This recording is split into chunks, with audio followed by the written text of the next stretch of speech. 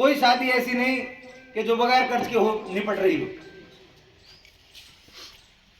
तो किसानों की जो आमदनी दुगनी करने की बात थी, जो किसानों की आमदनी डबल करने की कोशिश सरकार की थी, वो डबल की बजाय वो सिंगल भी नहीं हो पा रही। किसानों का गन्ने का मूल्य अभी तक सरकार घोषित नहीं कर पाई। अभी तक किसानों को यह नहीं पता कि हमारा गन्ना किस रेट बिक रहा है, और किसानों ने पूरे के पूरे खेत गन्ने के मील पे डाल दिए। और एक तरफ उद्योगपति हैं कि वो अगर एक ब्लेड भी बेचे, एक पेन भी बेचे, तो पहले वो उसका रेट तय करते हैं, उस पर एमआरपी डालते हैं, और एमआरपी डालने के बाद मार्केट में भेजते हैं। पब्लिक को मार्केट में आने से पहले पता चल जाता है कि उस कंपनी का ब्लेड इतने रुपए का आ रहा है। और किसानों की हालत कि हमारी किसी फसल का ना भाव तय है। एक हमने छोटी सी मांग रखी एमएसपी, मिनिमम सपोर्ट प्राइस, जिसके लिए सरकार से बोला एमआरपी नहीं, एमआरपी होता है मैक्सिमम रिटेल प्राइस, हम एमएसपी मांग रहे हैं, मिनिमम सपोर्ट प्राइस बस। लेकिन सरकार उस सपोर्ट प्राइस को भी देने के लिए तैयार नहीं है। वजह यह है कि आज हम बटे हुए हैं, एक पटल पर नहीं है, एक जगह नहीं है।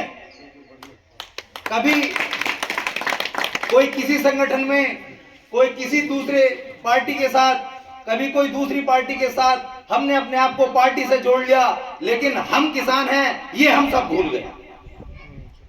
याद रखो, उद्योगपति एक हो जाते हैं तो सरकार का दम निकल जाता है, और उद्योगपति जो चाहते हैं वो अपने मतलब से सरकार से फैसला करा लेते हैं। लेकिन हम किसान, हम नौजवान, हम मजदूर कहीं बिरादरियों में बढ़ जाते हैं, कहीं धर्म में बढ़ जाते हैं, कहीं संगठनों में बढ़ जाते हैं। हम एक पटल पर नहीं आते तो हमारी मांगे माने कौन?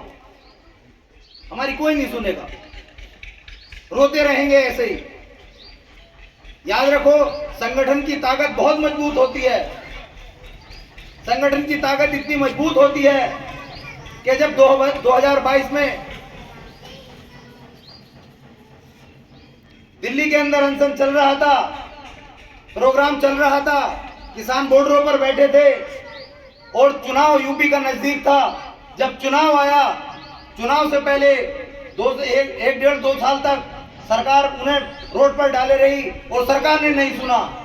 लेकिन जब चुनाव आया और दिखने लगा सरकार को सरकार जाने वाली है, सरकार ने फौरन तीनों कानून वापस ले लिए। ये संगठन की ताकत है, ये आपकी एकता की ताकत है। लेकिन एकता जब बनेगी कि जब हम सब अपने आप को किसान मान लेंगे, जब हम अपनी आवाज को, अपने जो हमें अधिकार हैं मिले हैं सरकार से, हम उन पर लड़ना शुरू करेंगे, हम उन्हें मांगना शुरू करेंगे। विदेशों में और हमारे देश में क्या फर्क है?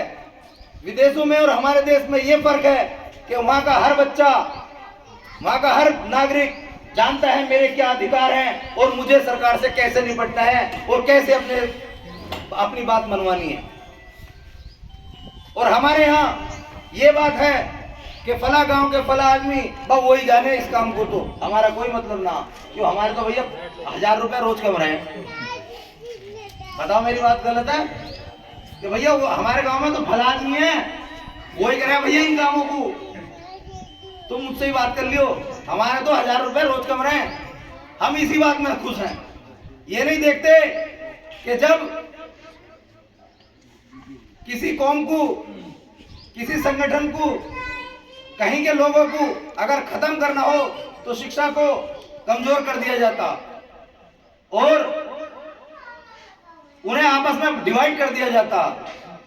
अगर हम एक जगह हो जाएं और इस संगठन के साथ हो जाएं तो वो दिन दूर नहीं। ये वो संगठन है कि आपको जमीन से लेकर आसमान तक जो आपके हक की लड़ाई है वो लड़के दिखाएगा और आपको जीत के दिखाएगा।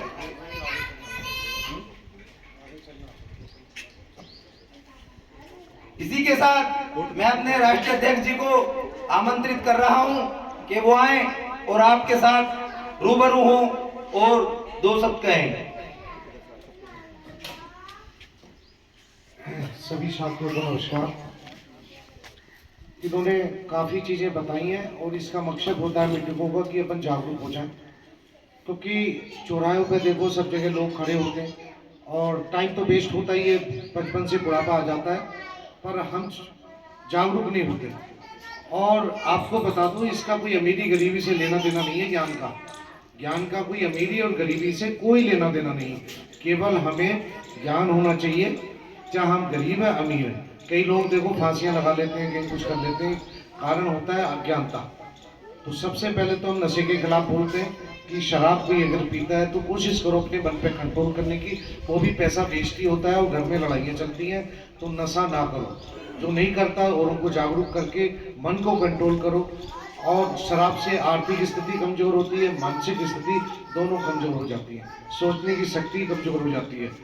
हम कोई वो नहीं है कि हमें घर घर फिर रहे हैं करते हुए फ्री में, कोई इलेक्शन नहीं लड़ना, हमें कुछ नहीं लड़ना। लेकिन आप ये सोच के देखो, गांव में जाते हैं तो मैं इकट्ठा करते हैं, फिर भी कोशिश करते हैं कि जागरूकता आ जाए, एक अच्छे समाज का निर्माण हो। क्योंकि गुरबाणी में लिखा गया, मानस की ये सब को जात पहचान, मानस की एक जात समझो। गुरबाणी का शब्द है। कई शब्द गुरबाणी में गुरुओं ने, भक्तों ने हमें जगाने की कोशिश की, उस परमात्मा की बंदगी की। और जिन्होंने नाम जपा उन्होंने फिर हमें लिख के दिया कि परमात्मा कहाँ रहता है, कैसे रहता है, उसका भेद दिया ईश्वर का। तो सिमरन से भी जुड़ो, परमात्मा से जुड़ो, नाम जपो उस परमात्मा का, जो भी अच्छा शब्द